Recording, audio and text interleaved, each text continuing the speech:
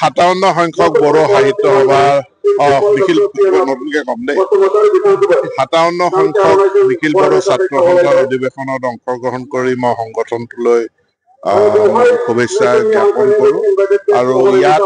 আমি ভাৰতবৰ্ষৰ বৰ্তমান তিনিটা বিশেষ ক্ৰছৰোডত আমি আছো এটাটো হ'ল যে বিকশিত ভাৰতৰ ফালে যাত্ৰা আমি এটা উন্নয়নৰ ক্ষেত্ৰত বহুত ডাঙৰ ট্ৰান্সফৰমেশ্যনৰ মাজেদি গৈ আছো 2 নম্বৰ এনইপি আমি ইমপ্লিমেণ্ট কৰিছো তাতো এটা ট্ৰান্সফৰমেশ্যন হৈ আছে 3 নম্বৰ মানৱ জাতি হিচাপে গোটেই পৃথিৱীৰ যি টেকনলজি শিফট হৈছে আৰ্টিফিচিয়েল ইন্টেলিজেন্সে যেনেকৈ আমাক প্ৰভাৱিত কৰিছে তাতো আমি এটা ট্ৰান্সফৰমেশ্যনৰ মাজত আছো আৰু এই ট্ৰান্সফৰমেশ্যনৰ পৰ্যায়ত আমি নলেজ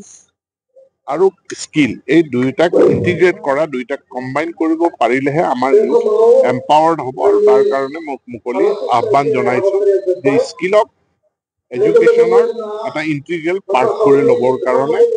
আৰু ইয়াত মই ইনষ্টিটিউশ্যনখনলৈ বাট চাই থাকিব নালাগে শিক্ষকলৈ বাট চাই থাকিব নালাগে ষ্টুডেণ্টৰ পৰাই ইনিচিয়েটিভ হ'ব লাগে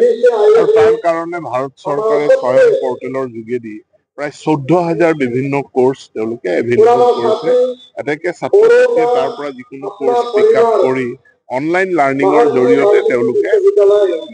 নলেজ প্লাছ স্কিল দুয়োটাই আয়ত্ত কৰিব পাৰে